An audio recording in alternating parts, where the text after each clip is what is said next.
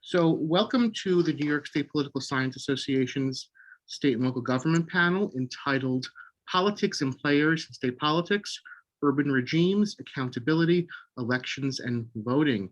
And welcome everyone. We have four really interesting papers, all of which deal with what I would say are structural factors, which I love to talk about. So I was really interested in all these papers, and I appreciated the very micro level analysis of many of them.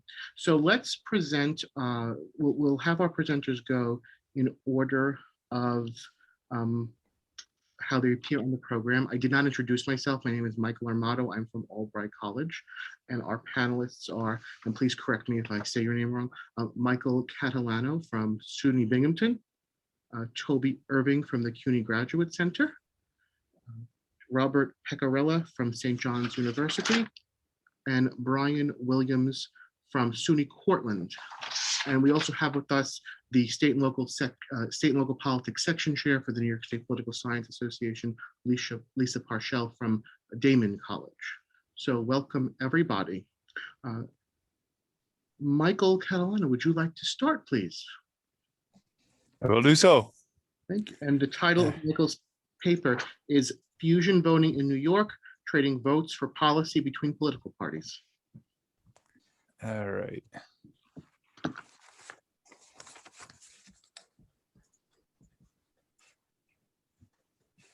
I just need to make sure I'm sharing the right screen. Okay.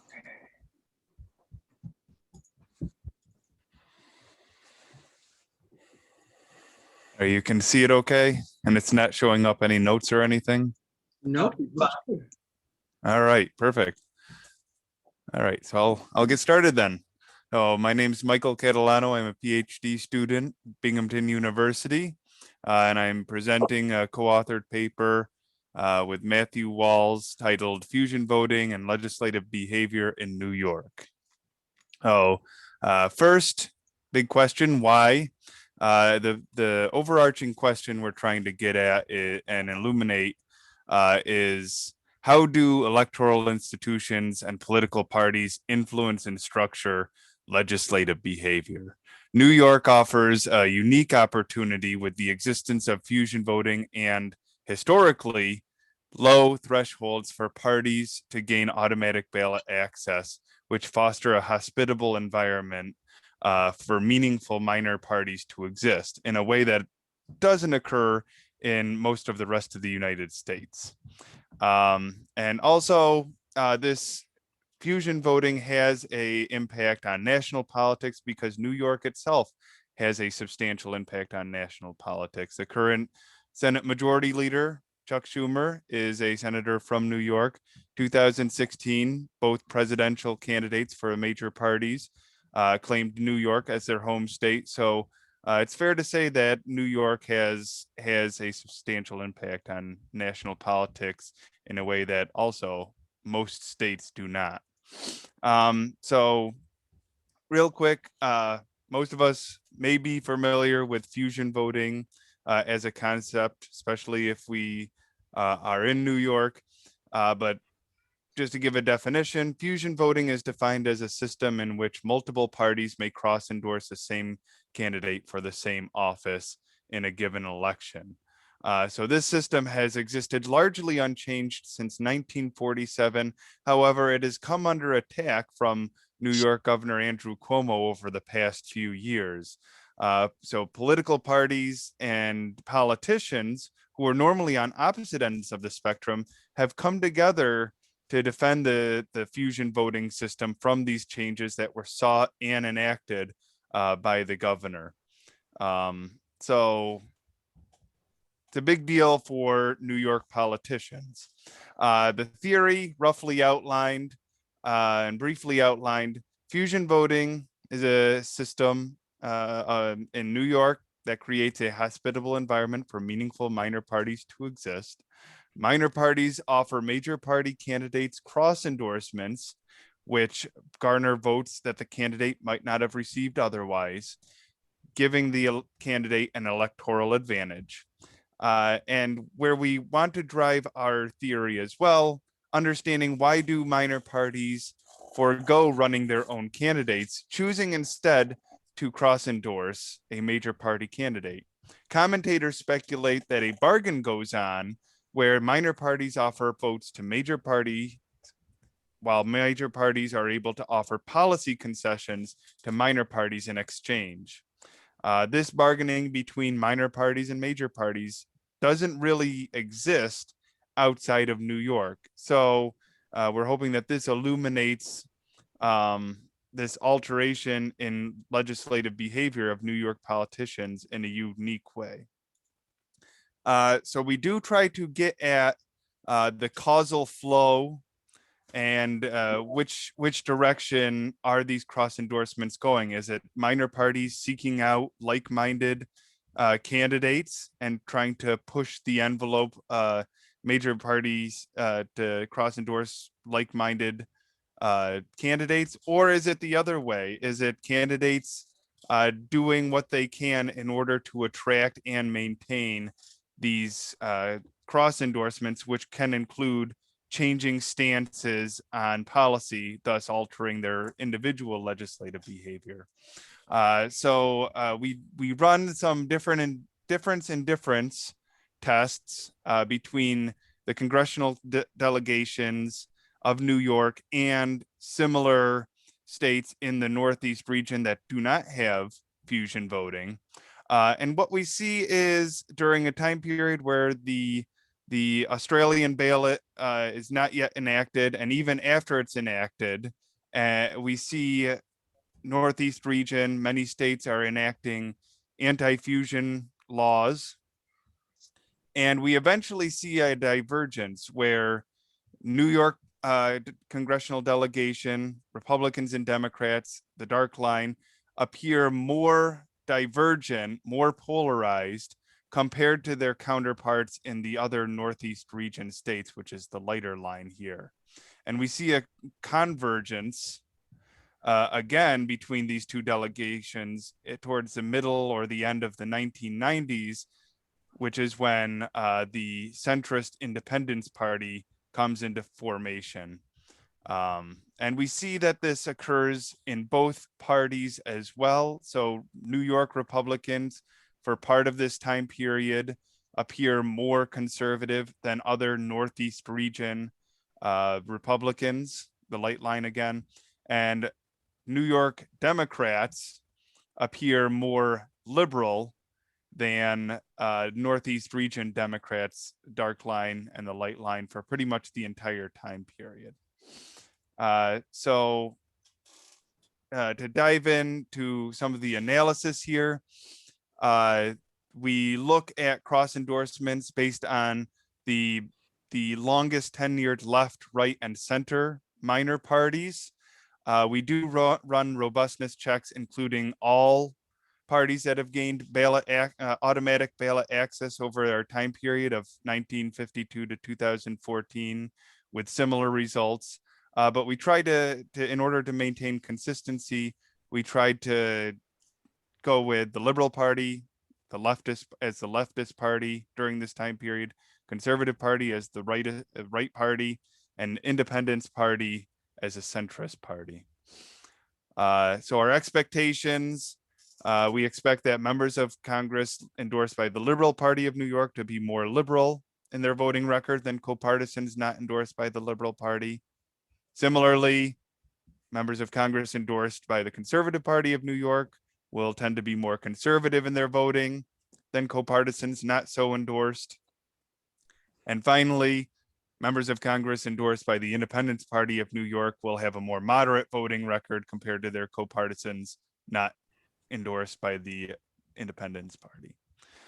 So our research design, unit of analysis is member of Congress election year. The dependent variable we use is a year by year DW nominate score, and we do run a robustness check with full tenure DW nominate scores with similar results, but we're trying to capture any potential movement or change in DW nominate scores that may occur if if a member of Congress earns a cross endorsement or loses a cross endorsement during their tenure. We employ a OLS model And much of our data comes from Ben Cantak's 2017 article on fusion voting. Our main independent variable of interest is a cross endorsement by minor party, a dyad with the major party. We control for personal and district characteristics, and we use fixed effects by district and by decade in order to control for any changes due to redistricting. We use yearly fixed effects as well. In the red, not surprised at all, Republicans tend to be more conservative than Democrats. In the yellow box for our results, we see that conservative party endorses a Democrat and the Democrat wins. The Democrat tends to be more conservative. In the green box, when the Independence Party cross endorses a Republican and the Republican wins, the Republican is more moderate. When in the blue box, when the Conservative Party cross endorses a Democrat and the Republican wins, the Republican is more moderate. And finally, in the purple box at the bottom, when the Conservative Party endorses a Republican and the Republican wins, that Republican tends to be more conservative. So just to reiterate, the Conservative Party appears to moderate Democrats. Conservative Party tends to increase the conservatism in Republicans, and the Independence Party moderates Republicans. So some support for our hypotheses. But we wanted to dive a little bit deeper to understand what's going on with our first hypothesis. This liberal Democratic cross endorsement dyad doesn't appear to have any impact. But then we wonder, well, cross endorsements may actually only matter in competitive districts. If you know you are going to win, you may not be so moved by the Liberal Party cross endorsement if you know you're going to win by 60 plus points, as is in the case of New York City. So we interact our model with competitive districts, and we do find that it is significant that Liberal Democratic cross endorsement dyad does result in a more Democratic member of Congress when that district is competitive. So just to reiterate, movement can result in polarization as elected officials seek cross endorsements from more extreme minor parties. Centrist minor parties seem to have a mitigating effect to polarization, but is still showing some sort of legislative impact on legislative behavior. And the cross endorsements may drive candidates to make these policy concessions, but we do see overall a change in legislative behavior among New York politicians in the House of Representatives. So with that, I look forward to any questions, comments, feedback, and feel free to stay in touch. I have my Twitter and my email as two modes of communication. So with that, I'm all set. And I don't know if you want me to stop sharing or keep the slides up. Yeah, Whatever's easy. If we could stop sharing, then we'll take questions later that anyone may have. Thank you very much. I appreciate that. Thank you, Michael. Thank you. Toby. Yeah, sure. I'm curious about your measurement of a moderate performance when you came in with the Independence Party as one of as a moderate, as the results being that those representatives were more moderate. I'm just interested in that framing as opposed to saying more liberal. Like how do you characterize that? Yeah, so I don't know. It might be easier if I shared the screen again, if that's okay. Just gonna. Yeah, it's fine. I would. Okay. Go ahead. Yeah. So in the instance of moderating, we would look. It would, the sign of the coefficient matters in that we would expect if it's a Democrat, they're more liberal. Negative DW nominate scores indicate a more liberal position.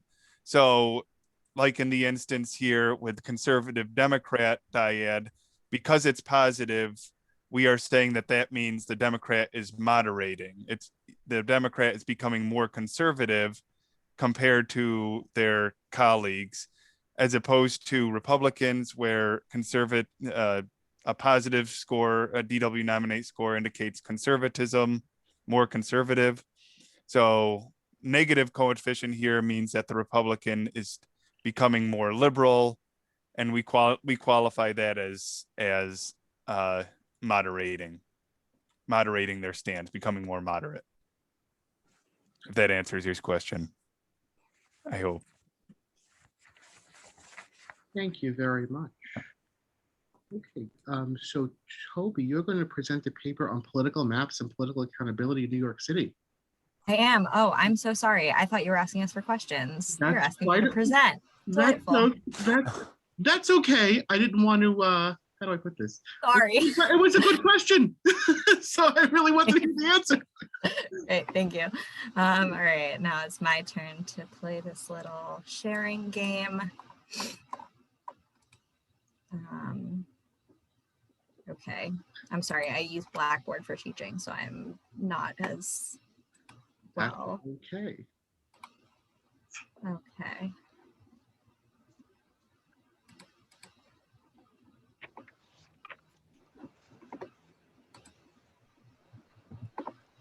Okay, here, let me.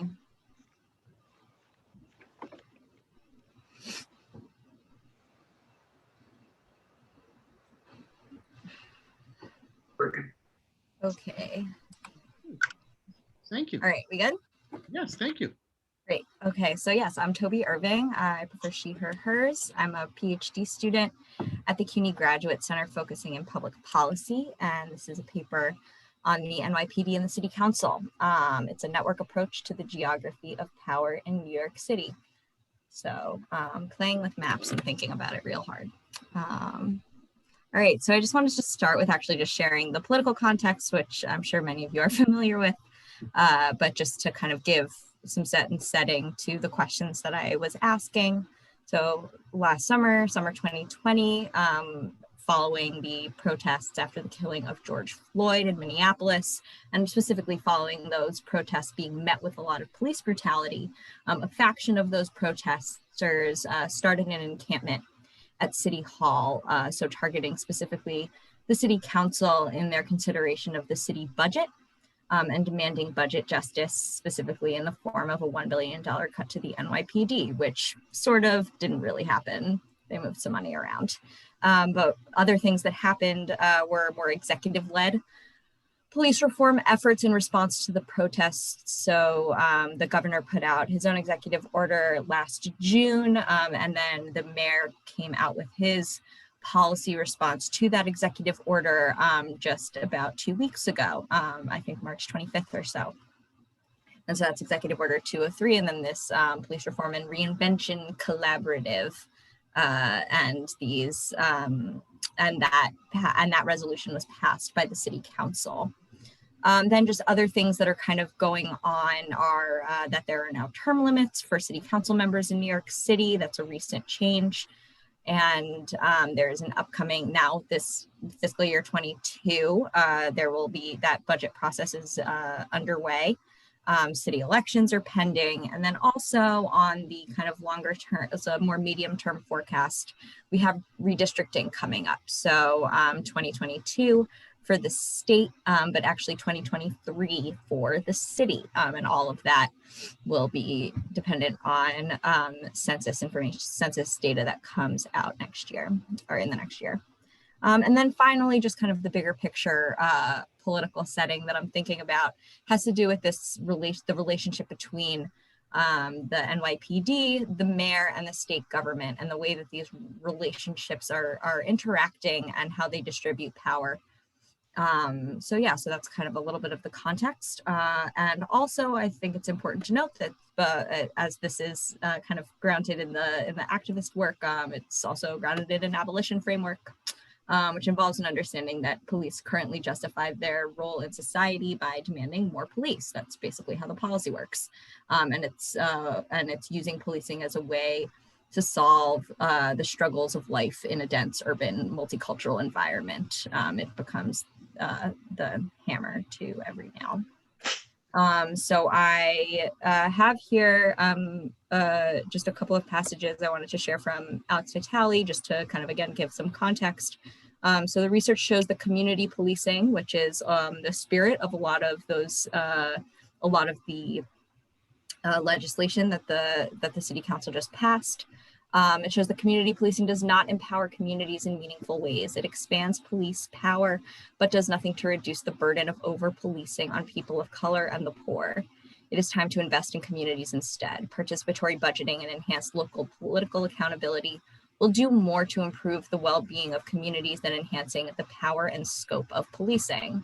And then police departments are notoriously defensive and insular. We can't rely on a few well-intentioned individuals to rein in excessive police power. Countervailing institutional bases of power must be positioned to monitor the police actively and thoroughly. So I in this paper consider the potential for City Council to be that countervailing institution and start looking at what are some of the structural challenges to that potential. So why City Council? First is their role in the budget process. They were at the budget, or they passed the budget. And so if budget justice is kind of a core part of criminal justice reform and reining in police power, then that's obviously relevant. But then there's also this piece that they are, in Vitale's piece, you'll see that he's specifically calling for local power. Really, all of the power in the NYPD is centralized at the top with the mayor specifically and the commissioner, and really all sorts of accountability processes, basically anything that has been instituted, starting with the Civilian Complaint Review Board in the early 90s by Mayor Dinkins. All of these kind of measures either exist at the individual cop level or really trying to pass like massive citywide work, which will run up against major resistance from institutions like the police union. And so having a more hyper-local democratic base of support, trust, legitimacy, and power to counter police power seems like a potential area. And there are also some insurgent candidates with an active interest in playing this role. They also have knowledge based on that budget process. They fund everything. So they have knowledge of other local resources and avenues for problem solving in their neighborhoods and in their jurisdictions. And then why City Council? It kind of came from just these observations of incongruence in political boundaries, and I'll show the maps next. So these political maps overlapping the City Council districts with NYPD precincts serve as the basis to start an interdisciplinary conversation on the lack of localized democratic power to counter policing power. And my hypothesis is that spatial mismatch of police precincts with City Council districts contributes to the bottleneck of power at the top, the dysfunctional relationship between the mayor and police and its protective institutions ultimately lead to reinvestment in policing. So the maps, sorry, my phone timed out with my notes on it, so I'm pulling it back up. So here, this is the first map. These are police precincts, but they're also community districts. So the numbers are police precincts in this case, but they do correspond to the same districts for which we have community boards, which are closely related to the borough president, both of which are quite disempowered government bodies in the city. So while community boards could potentially serve or wouldn't have this incongruence problem that City Council does in terms of their ability to hold police accountable at that local level, because it's literally the same district. They're just not empowered to do it. They have basically no power. They have advisory roles in a number of city processes, but particularly in land review process. And there was something in this recent legislative package that has community board type bodies or bodies at this geographic scale working to hire precinct commanders. But again, their role is simply advisory. There's no commitment from people who have decision-making power to listen to them. So that's sort of why community boards are not an effective countervailing institution. But here is a sort of split up because it's just too small when you try to fit the whole city into one image. So here are, so together these maps are the whole city. And as you'll see, particularly in Manhattan and certain areas of the Bronx and central Brooklyn, it really becomes puzzle-like. There is really significant overlap and incongruence with different city council districts and police precincts. So basically the idea is that if you have all of these different police precincts within your district, you can't a city council member would not be able to effectively create the types of relationships that would inspire real accountability and a shift of power in that highly localized space. So just a concept that is helpful for this, watching time. A concept that's helpful for understanding this is this decision-making and accountability spatial incongruence problem.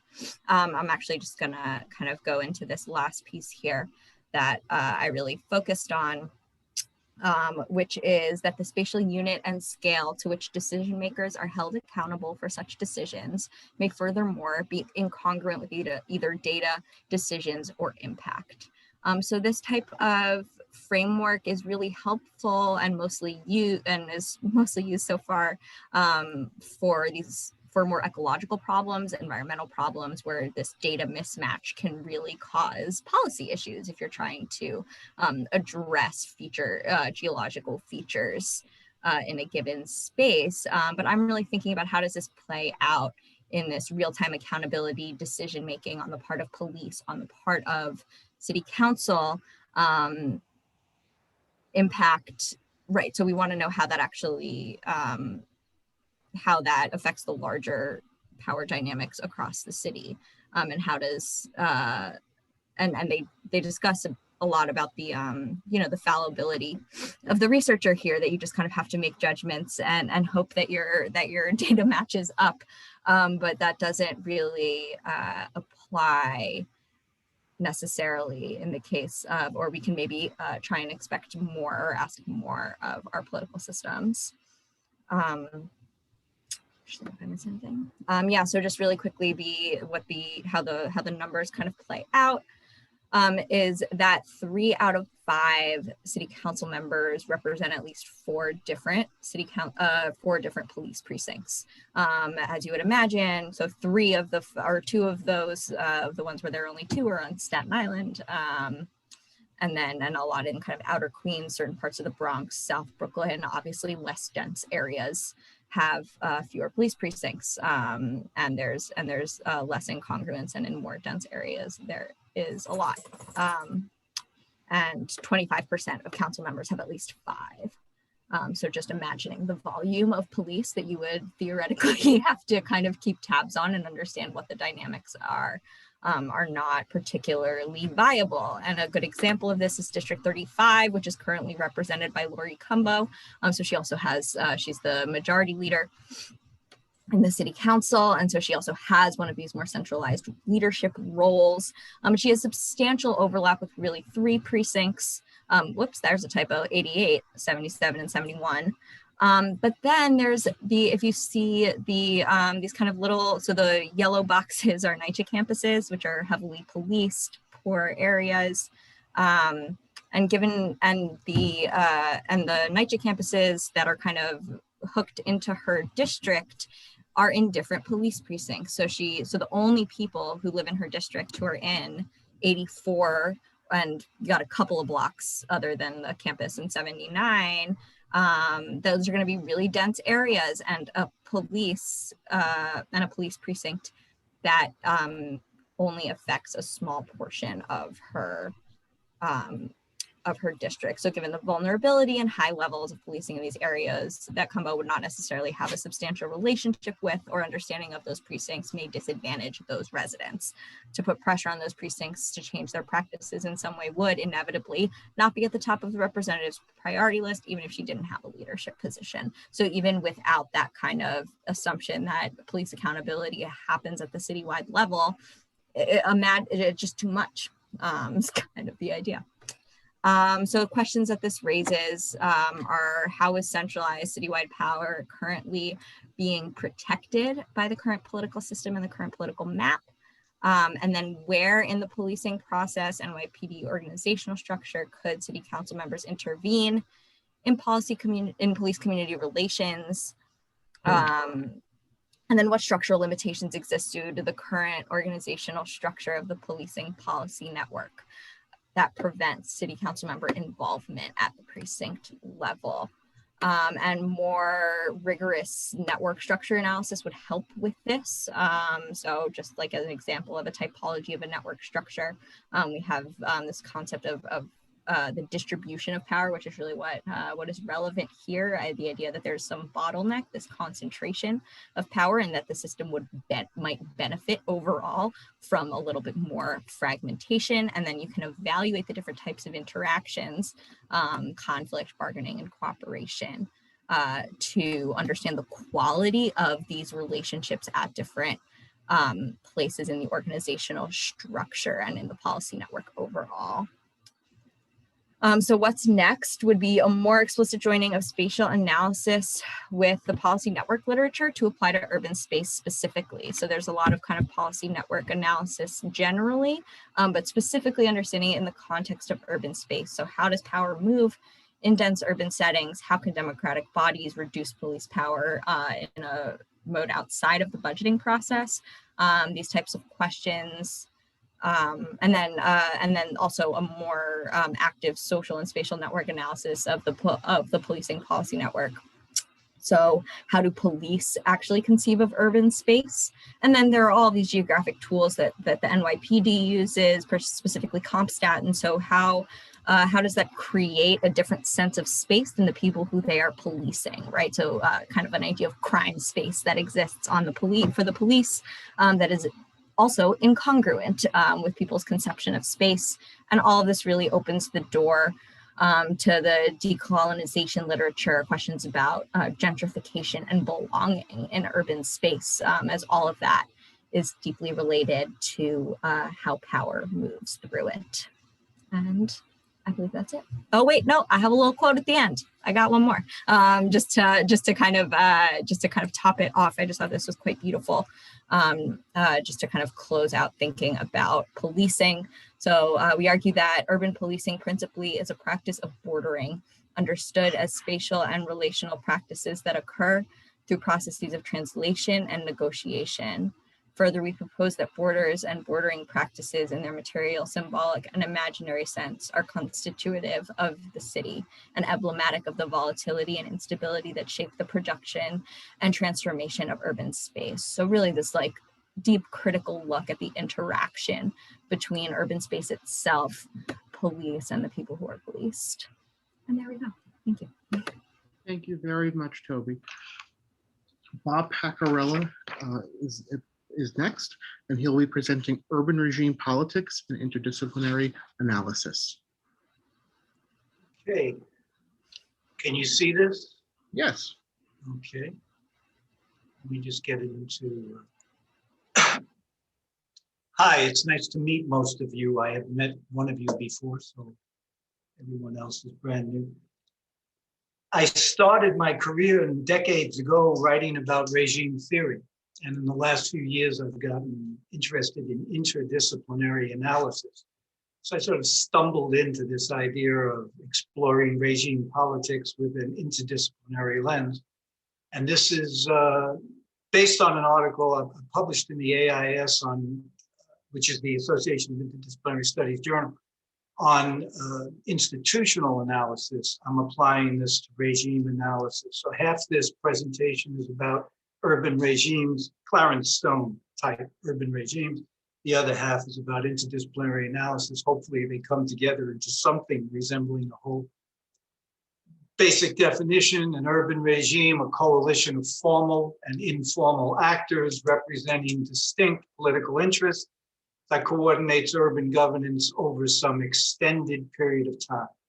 Formal actors are governmental stakeholders, the informal actors are private stakeholders.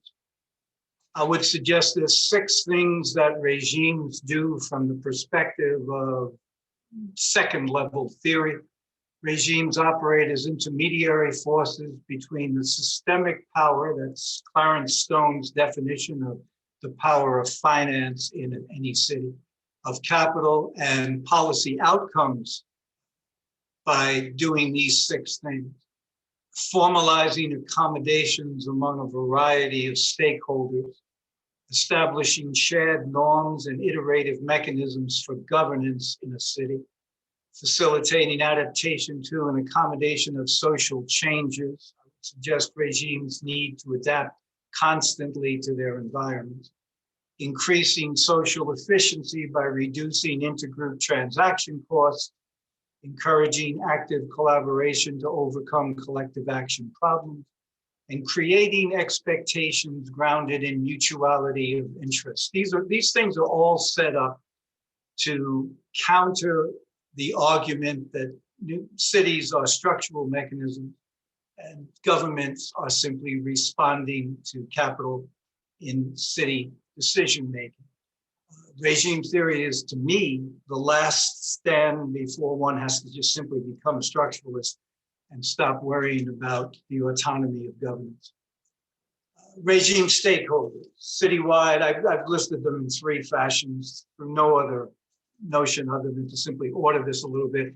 Citywide, professional, proactive, seeking activity in government, finance, bureaucrats and union members, social justice activists, neighborhood-based players in regimes and in urban politics generally tend to be reactive, but some aren't, community activists, mixed messages and mixed media, business interests, ethnic, racial, class groups, and politicos of various sorts. As institutions focused, and this becomes important, this definition, solely because I'm going to be using interdisciplinary studies.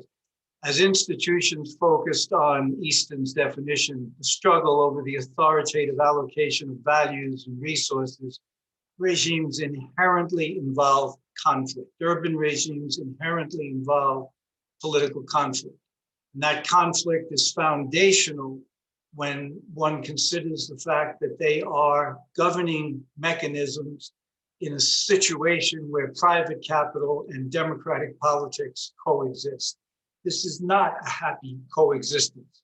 The framers of the American Constitution resolved the problem by making sure that democratic politics could never interfere too much with private property and private wealth, separation of powers and all of that. But in American cities, it becomes the classic Marxist problem of capital accumulation versus social legitimation.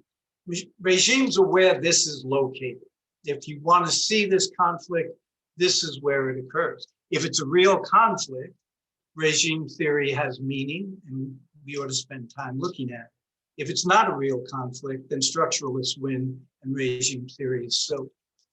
Proximate regime tensions, political tensions that run everyday life, aside from the large one of finance and democracy.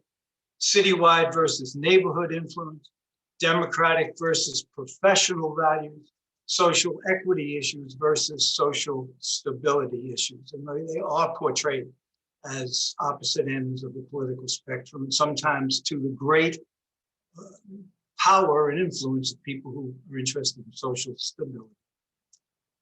3 rules of regime politics. Regimes generate their own external opposition. They always have their own opposition. They are venues for continual internal conflict. And regime eras, and I'm going to show you some examples of some eras, I think, in New York City politics. Regime eras reflect political domination, not exclusivity, our institutional approaches in politics. Yesterday influences today, which will influence tomorrow in a past-dependent fashion.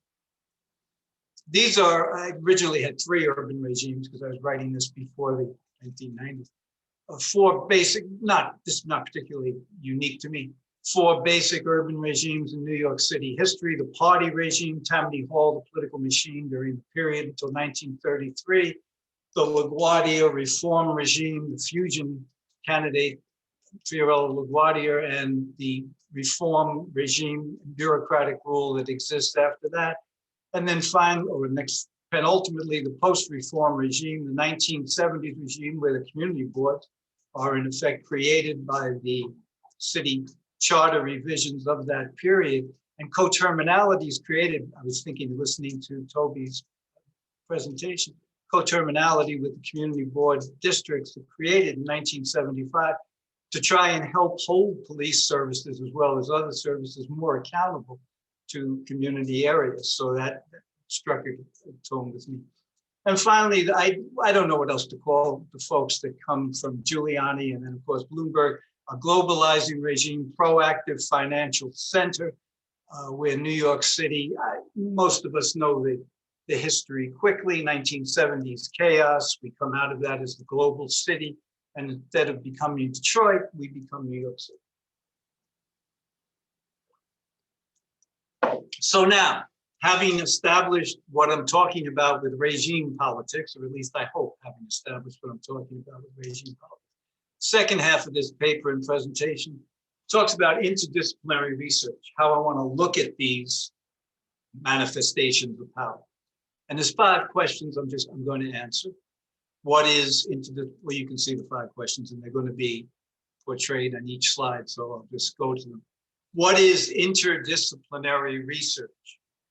And borrowing from Klein and Newell's definition, an interdisciplinary research agenda is a process of answering a question, solving a problem, or addressing a topic that is too broad and complex to be dealt with by a single discipline or profession. I would suggest that's most things in the world.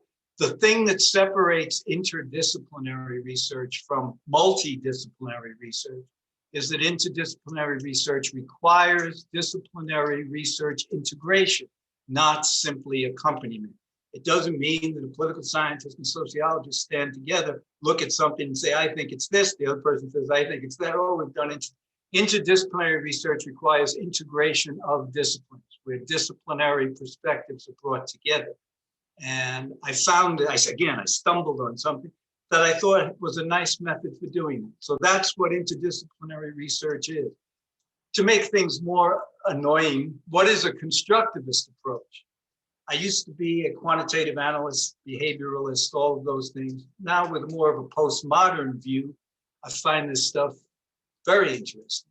Constructivists believe that the world is socially or discursively constructed, that social phenomena cannot be understood independently of our interpretation of them, and that researchers operate within discourses and traditions.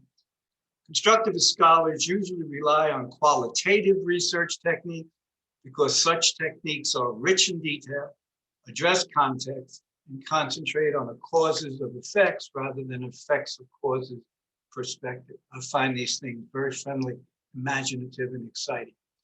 What is an interdisciplinary research map? An interdisciplinary research map includes the rationales for the selection of the disciplines that a researcher is going to use or researchers are going to use, and the methodologies that will guide the research. For this study of regimes, I initially picked political science, sociology, and history, and I have, watching my time, I have reasons for that. Political science, Stephen Elkin and Clarence Stone are the originators of the regime approach in urban governance, at least in political science. And so the discipline belongs there. Sociology was the home of Charles Tilly, who wrote about regimes and wrote about contentious politics, and who actually serves as Clarence Stone's basis for creating regime theory. And history, because it has a path-dependent notion of institutional development, which seemed to work really well with political regimes. So what is interdisciplinary common ground? The argument the interdisciplinary scholars make is that in order to conduct this integration, you need common ground where in this case, political scientists, sociologists, and historians can land and talk to each other cross disciplines. So forgive all the terminology. Common ground is that which is created between conflicting disciplinary insights, assumptions, concepts, theories, and makes integration possible. Since disciplines are sometimes eclectic collections of perspectives, interdisciplinary research may involve the integration of findings from sub-disciplines. all of us know political science is loaded with different subfields, loaded with different perspectives. I teach research, modern political research at St. John's at the graduate level. So I'm teaching partly psychology, partly economics, partly group theory, partly Marx, partly feminist theory. So political science is very eclectic. And so is sociology. And I'm not that sure about history, but we're looking at it. Here's the thing, and this is towards the end, what interdisciplinary research method is useful to study regimes? I found this thing called the field of consciousness approach, which I really like, although I didn't understand it initially.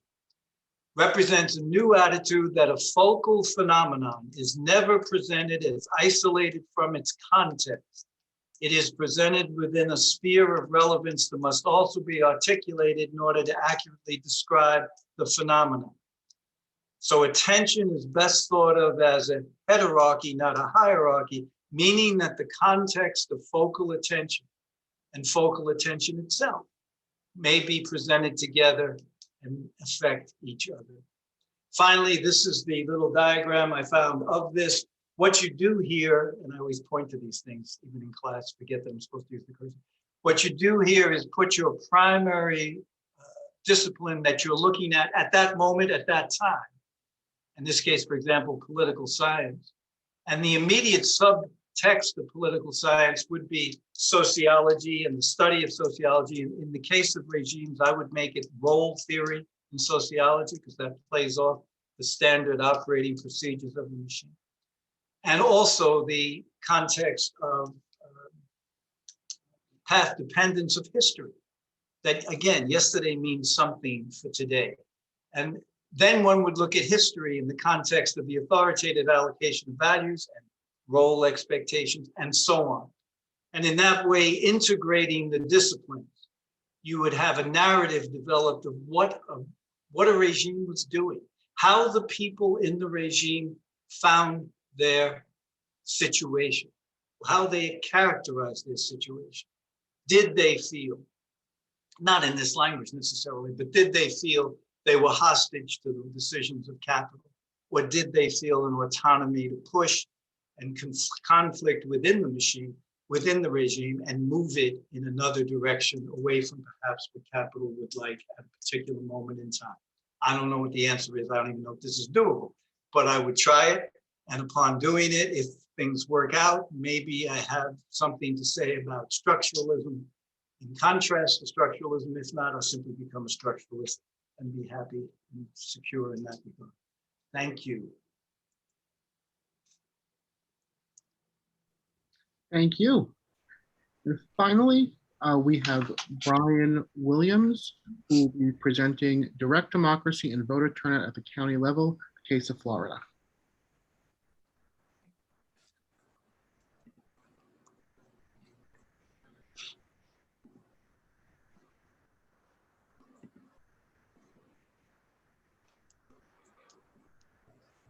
Okay, let's see if I can share my desktop here. Saying I have to go into my system preferences to grant access, is that normal? I don't think so. Okay, maybe I'm doing it wrong. Let's see. One participant can share at a time. But, Participant can share. okay, How about now? let's see.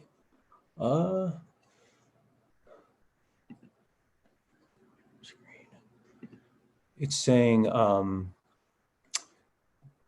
it's saying that it says open system preference, security, and privacy to grant access. Let me see if I can do that real quick. Okay.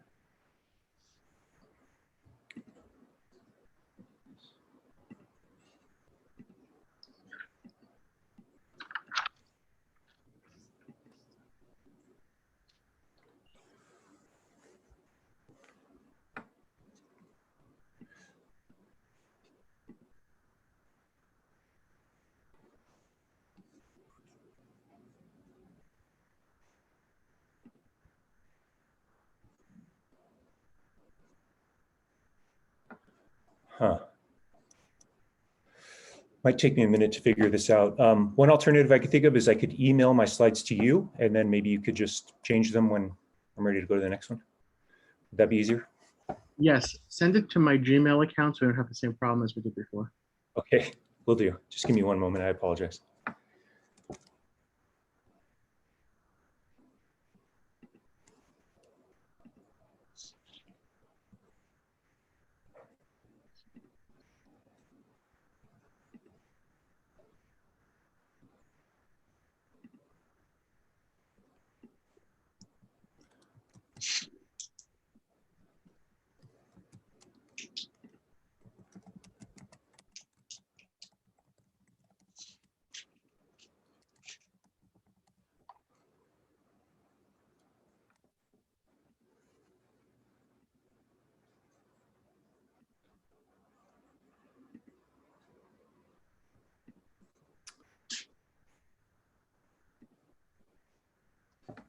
May I make a suggestion that, did I hear you say when you said you were going to share that you were going into your screen? Yeah, there's the icon that says share screen. I assume Right, that's the your screen, and then did you try to go into your screen for the home screen for the, because you don't have to do that with Zoom. I don't know whether you knew that. You can go right into the file. Well, I did. It was telling me to go into my security preferences to allow it, but then I couldn't find the Zoom icon. So I just sent you the slides. So unless there's an easier way. So you should have just received it at your Gmail account.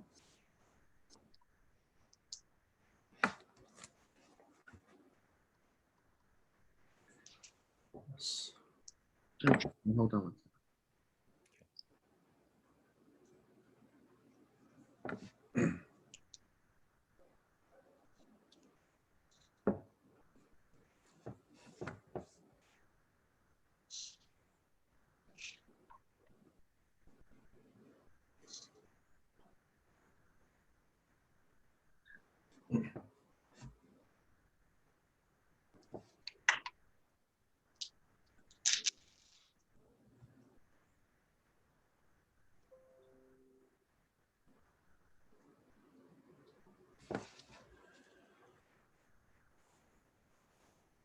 Are you aiming to have this finished by 8 o'clock? No. Hopefully not. Okay. Okay, I will share my screen and then you just tell me slide.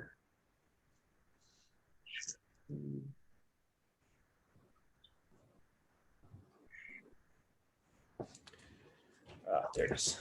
All right. Thank you. And apologies again for that. So this is a study called Direct Democracy and Voter Turnout in Florida Counties that I began as a postdoctoral researcher at the University of West Florida in 2017.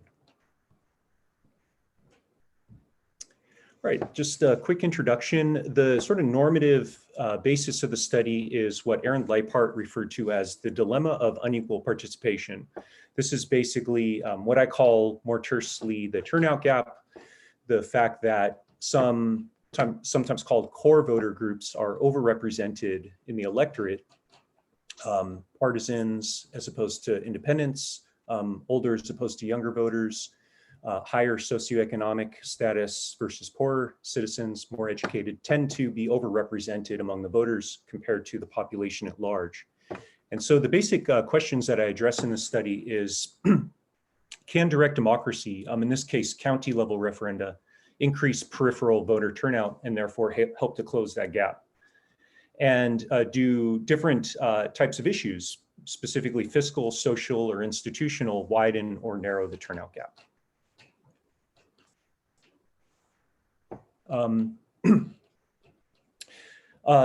Maybe you could fast forward over the next two slides. It's just literature review. I could skip that though, just to save some time. So a little bit of theory. So direct democracy is expected to help to narrow the turnout gap, as I found basically in a recent study focusing on Escambia County, which is the westernmost county in the Florida Panhandle. However, in this study, I'm trying to complicate the analysis, hopefully not too much, by looking at the type of issue. So my working theory is that fiscal and social issues will tend to reinforce partisan cleavages, and therefore further alienate peripheral voters, while institutional reforms will tend to cut across partisan cleavages while stimulating peripheral voter interest. And that brings me to my three hypotheses. First, pooling the issues together, looking at total referenda, I predict that this will narrow the turnout gap by stimulating peripheral voters. Once we break down into different issue areas, I expect these to pull in different directions. So as I mentioned, fiscal and social issues, I expect to widen the turnout gap, while institutional reforms, I expect to narrow the turnout gap. So a quick look at the data that I use. I use individual level survey data and then combine that with a new panel data set that I'll come back to in the next slide. First, a little bit about the survey data. This is where I get my binary outcome variable, whether or not an individual cast a ballot. And the key variables, that is core voter characteristics, are age, a binary variable for white or other. Education, I leave in this ordinal form of ranging from 1 to 6. And then partisan is another binary variable, if coded as 1 if somebody classifies as a Democrat or Republican, and 0 otherwise.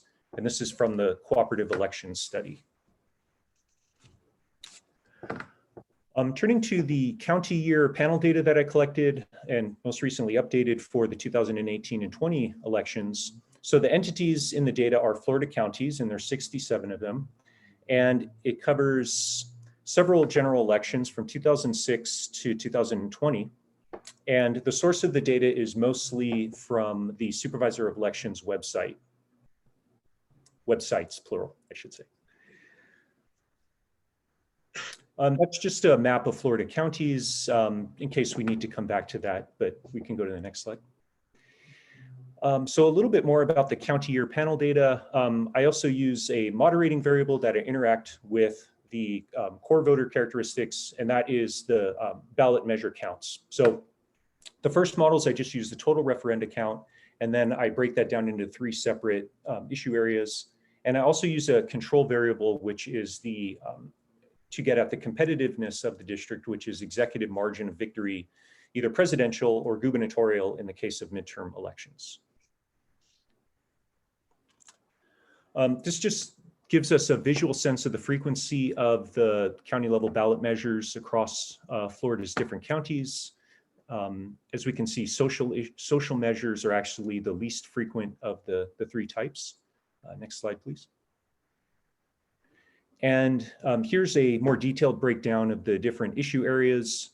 In the models, I do leave them pooled into the 3 sort of general categories, but if you're interested in some of the details, next slide, please. And so just to add a little bit of nuance, one of the questions that occurred to me, for instance, under institutional issues, do county services, the creation or renewal of, fit better with fiscal issues or institutional? I've leaned more towards institutional, but those kinds of questions do sort of come up, but this is the current categorization that I'm working with. And this is the total county referenda by issue area and year. And so the black bar indicates the number of counties without any measures, the mode in most cases. 2010 was an exception. As you can see, there were a lot of fiscal measures. That was approval for a tax to fund schools, in particular because the federal aid had ran out after the crisis. And so it was pretty much almost every county had one of those on the ballot. Next slide, please. Next slide, please. Thank you. Here's descriptive statistics for the individual level data. Again, that's just whether or not somebody voted, and then the 4 core voter characteristics. And as you can see, there are a lot of observations at that level. And then the Supervisor of Elections data at the county level. As I mentioned, I have the executive margin as a control variable, and then the referenda counts. And as you can see, if you look at the mean of the counts, again, usually there aren't any, so it's heavily skewed in a positive direction, but the average is around 1. Okay, so with regards to the modeling strategy, I use a logistic regression model for the binary outcome variable. And given the panel data, I include fixed effects for county and year, and I cluster standard errors by county year. And I run separate models for midterm and presidential elections, just given the well-known disparity in turnout across those two types of elections. And so the statistical model will look something like that, with the individual level binary outcome variable, the referenda counts at the county level, and then entity and time fixed effects and standard errors clustered at the county year level. Right, so these are the first logistic models that using total referenda. And so the core voter characteristics are strongly correlated with ballot casting, as we would expect. I also find in models 1 and 3 that the total number of county level measures is positively correlated with the vote casting. And the interactions I expect to be negatively signed to kind of narrow the turnout gap. And I find that they do achieve statistical significance in the case of education and partisanship. Next slide, please.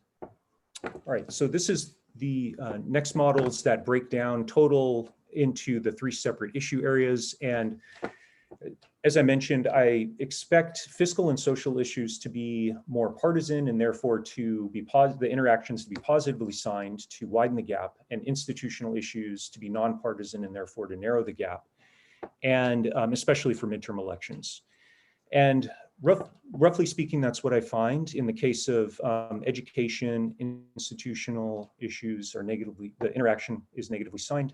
Similarly with partisan issues, interaction negatively signed. But for social issues, that I find to widen the racial turnout gap, and also for fiscal issues, I find some evidence that widens the gap on education.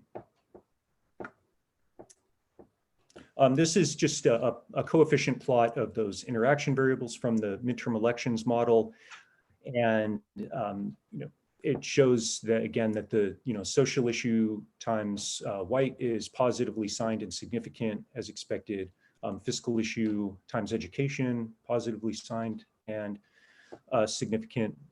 And then towards the bottom, you have institutional reform timed education and partisan, which are negatively signed and significant. Next slide, please. Thank you.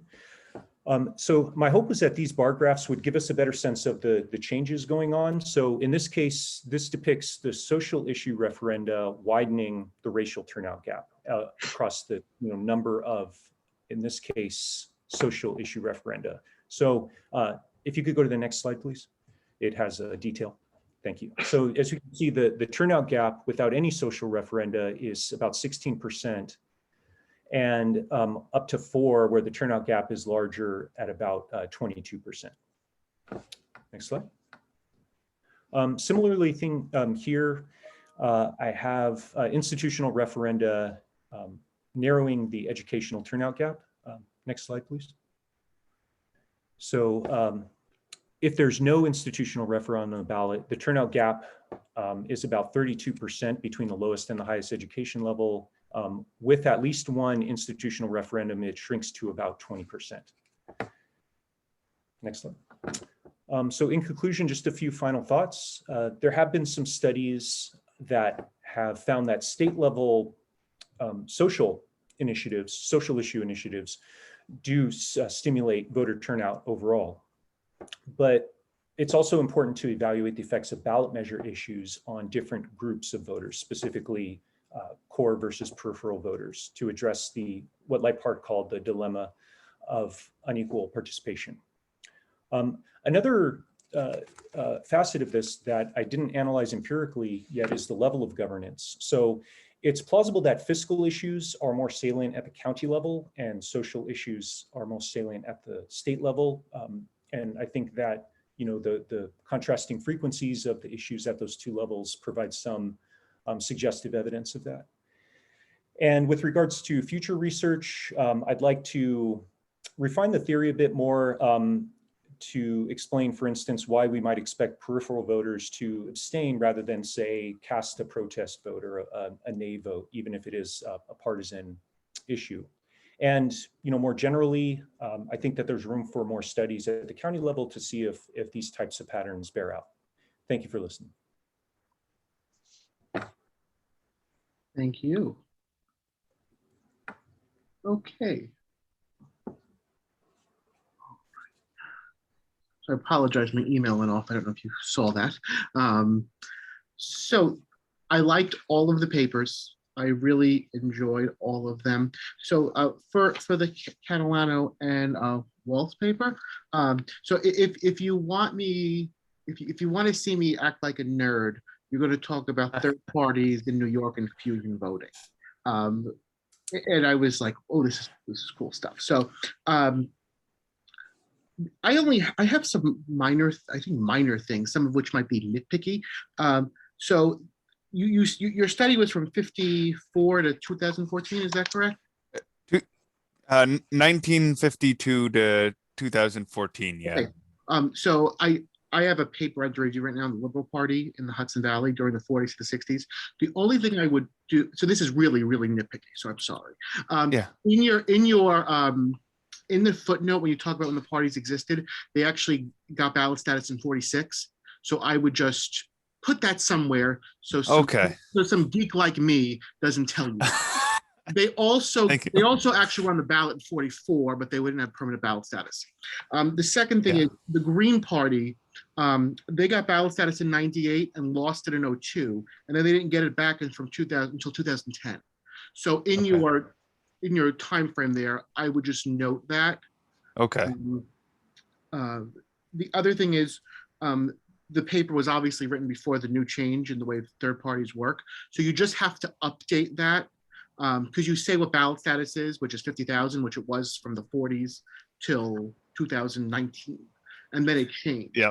So I would that's just a footnote because you talk about the change. And again, this is really nitpicky, nerdy stuff, so I apologize. The other thing that might be interesting is, and I don't know if you need to do this or not, talking about and I don't even know if this is the right place for this, but talking about the opportunity to ballot process, where people go and steal ballot lines from third parties, because and that might even support your findings. That might be saying, we need to get these people to vote for us in a write-in primary. So we may even have to be more liberal or more conservative to do that. Because I've seen instances where the Conservative Party would endorse the Democrat and the Republican would go register people and take it away. And the Liberal Party would complete like that with that in the Hudson Valley. Because I spent 3 days in their archives in 2019. So they talked about, we used to have, before OTBs, there was always a primary. There was no candidate, no primary. So they would often get their line stolen. They didn't like that very much. So I would just recognize that somewhere. It may not have any, maybe different paper, I don't know. But I think it would be interesting. One more thing, I'm not sure if you do this. And could you mention the New York 22nd race? What happens when a candidate's endorsed by the Independence Party and the Conservative Party, or the Independence Party, the Working Families Party, the Independence Party, the Conservative Party? What's the general impact of that? Did you address that at all? I can't remember. And if you did, I apologize. So we really don't address. So we didn't really address that per se when we're looking at, when we were running our analyses, we were running the dyads independent of one another. So I'm not sure if this is what you're suggesting, but it could be that that in some instances there are a triad where you look, a Democrat is endorsed by the Working or the Liberal Party and the Independence Party. Is that what you're getting at? And seeing if what's happening there versus Liberal Party Democrat or Democrat Independence? Right. And now, obviously, the Independence Party only existed since '94, which is in your paper. Yeah. So the way that works with the Working Families Party right now would be interesting. But you still had an 8-year time frame there, because that's always the question: is what's the Independence Party going to do? The party that's nothing to nobody and everything to everyone, to borrow a quote from I think it was from Amistad. So yeah, that's what I would recommend. I would be interested to see what it is, even if you bring it up to the WFP today. So interesting paper, but those are my only constructive feedback. But I really enjoyed the paper. Really, very, Thank you. very interesting stuff. Toby's paper, Toby Uri's paper. I read this and I'm like, wow, this is a book that I want to read. So when I read this, I was like, this is like an introduction of a book that I really would like to read. I really loved how you got into that micro level and almost inside baseball stuff.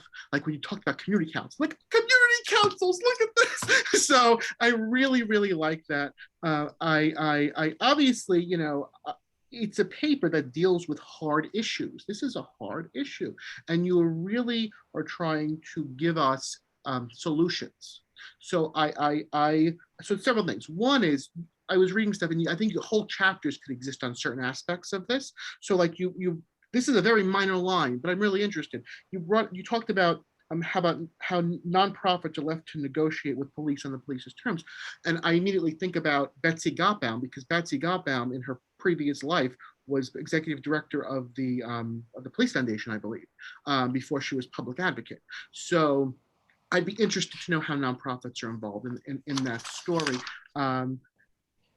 Then you bring up these interesting things, which is, you talk about participatory budgeting, which I think you're saying, Sue, and it says, you said you said the literature says it's not effective, but yet you would think it would be effective, right? Because you're controlling money. So then I guess I would like to see what's the solution to that, and that's a whole chapter. That's probably a whole book.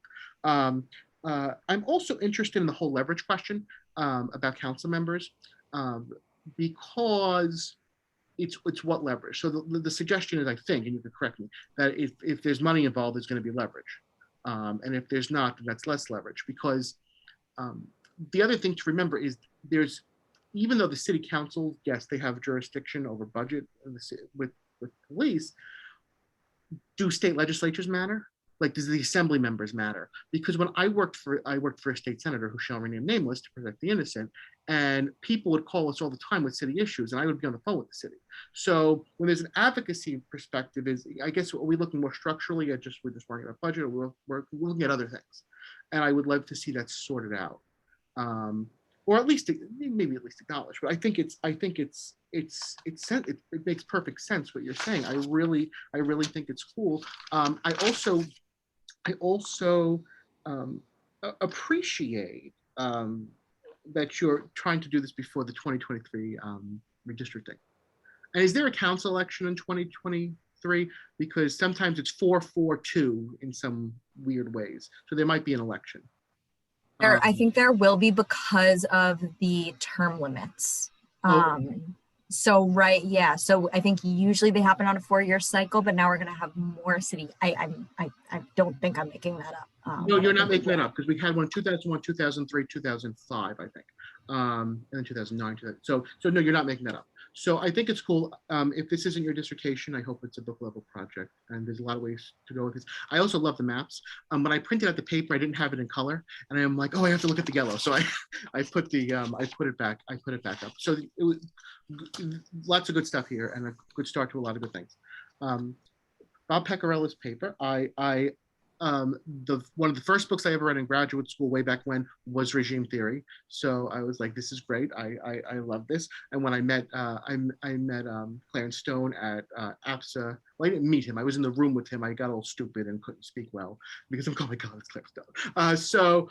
I really love this. I work at a liberal arts institution who values interdisciplinarity. There will never be an argument from me that interdisciplinarity is the way to go with understanding things. So I really appreciated that. I really appreciated your interest in methodology and how you really brought that up a lot, because I think that's of major importance. So my big question to you, and you can feel free to answer now if you want, is why isn't economics in there directly? So economics is in there, right? When you talk about politics, you talk about political economy, you talk about economics in there, but it's not treated on the same level, I think, and you can correct me, as history and sociology and political science. And I'm sure you have a reason why, but I think you should bring that up a little bit more directly, because that was the first thing I thought of. I mean, the anthropologists, they'll deal, but I think the economists really at least need some treatment, especially because when I think of regimes, I really always think about this developmentally, a development regime. And then whether it's right or wrong, I always think about Peterson and city limits and stuff. It's just the way I was taught stuff. So I really would just love to hear that. And it's a part of the paper, but I just want to know why. It's an intentional insult. Okay, so that's fair. So you should intentionally tell us why you insulted them. Because if you bring the economists in, they bully everybody else out of the way. And so it's an intentional insult. Okay. I'll write it in. You're correct. I should put it in, but I will put it in as I am intentionally insulting all the economists reading. That's all. I think it's right. I really enjoyed the work. The Williams piece, I also love this work because I really, this is micro level stuff, and I love micro level stuff in case you can't tell. And I really liked the referenda you were looking at and how you broke this up. The other thing that's important is, you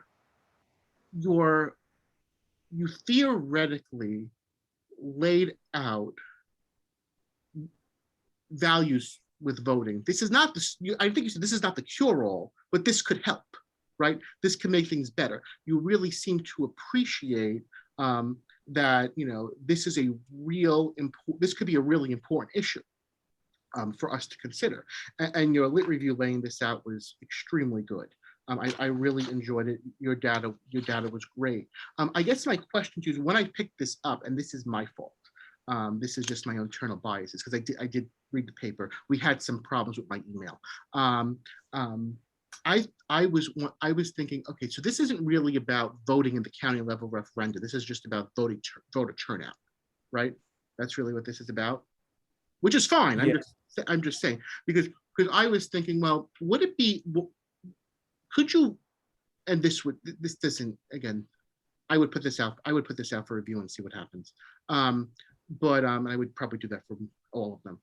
But why wouldn't you, is there value to looking at this in a odd number year when things are less messy than in an even numbered year in Florida, especially when there's all those competitive things going on? And the other thing I would do is, if you're looking at it that way, can you look for outside spending in the yes or no camp for each of these referenda?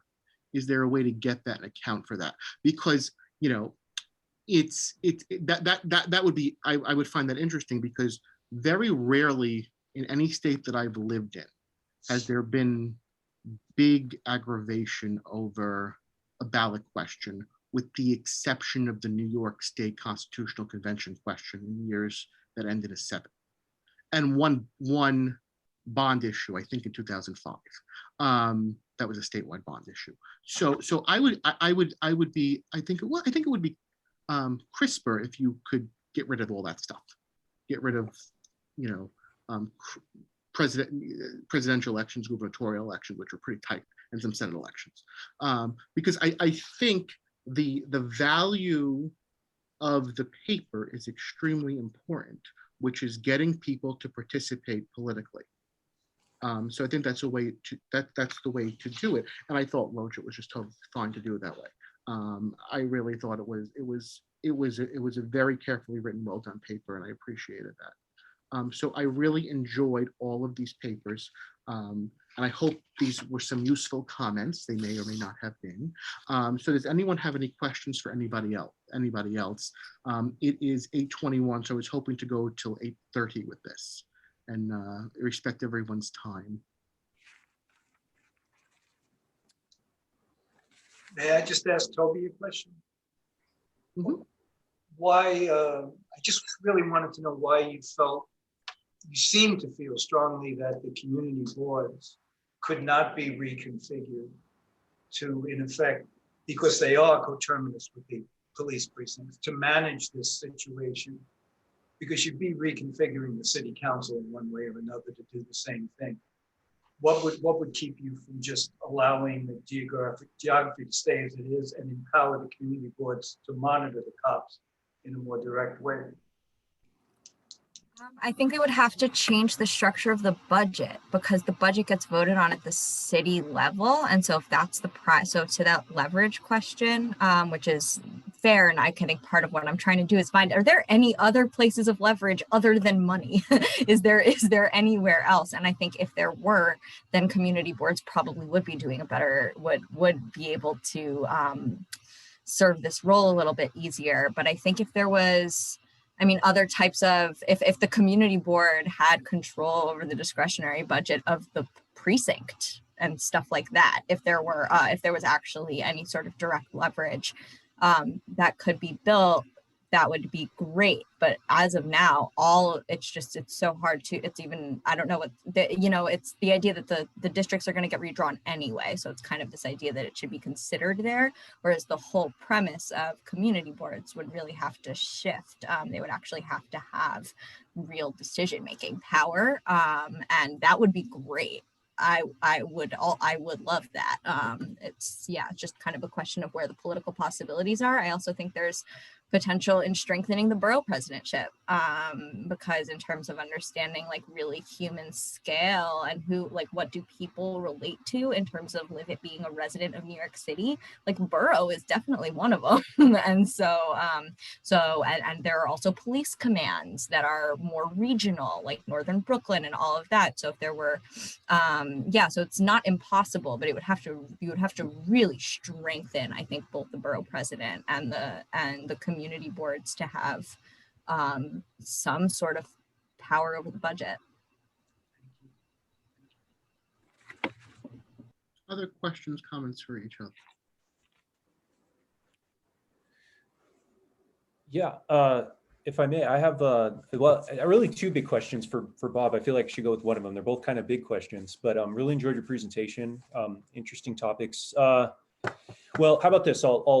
I'll mention both, and then you could choose one because it probably would be very time consuming to answer both. But my first question that occurred to me is, and this is one I often raise in my world politics classes, can we have an unbiased political science course, right? Or do we have to deconstruct, right? That's question number one. It's a big one. But question number two is, what do you, in your view, what is distinct about political science? I have my own answer to that, but I'm curious if you have any thoughts. So either one of those questions I think would be interesting to hear your reply to. You asking me? I'm sorry. Are you asking me these questions? I didn't. Oh yeah. Yes. Can we have an unbiased political science? Mm-hmm. Yeah, I don't know if you want to. I mean, that's the pretense of an unbiased political science. I think you can do unbiased research if you're extremely honest about what you're doing and extremely focused and transparent about what you're doing. I think you can do unbiased, objective sort of, intersubjective sort of behavioral research. I think the discipline, like I think most social sciences, has taken concepts like reification and made them theological. And I think that's really the problem. I think we need to deconstruct a lot of these disciplines and interdisciplinary perspectives, and maybe Michael agrees with this, interdisciplinary perspectives be substituted for some of the, I know this is an old expression now, but the silo-like viewpoints of various professions, not just political science. The political science is one of the most eclectic of all the social sciences. Again, when you teach a research methods course, you're bringing in everything from every discipline into some paradigm that political science issue.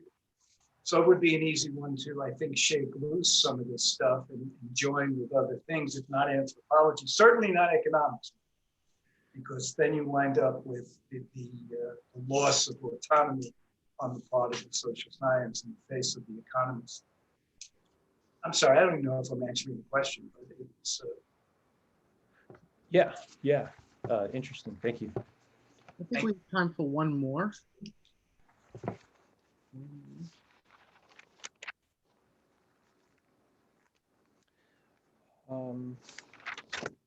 I have a question for Michael Catalano.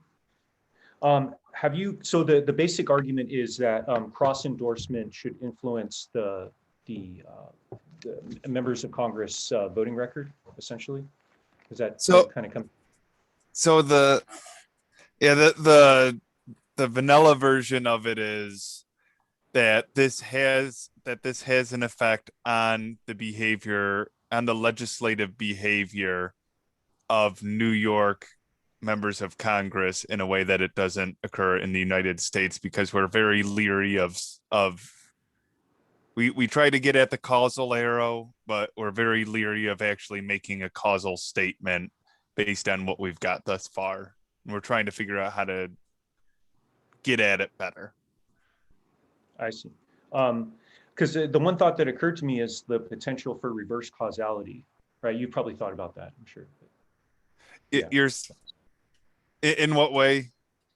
Well, if the argument is that, cross endorsements lead to, voting a particular way, it seems plausible too that voting in that way could lead to that party's endorsement, right? Which would be Correct. reverse causality.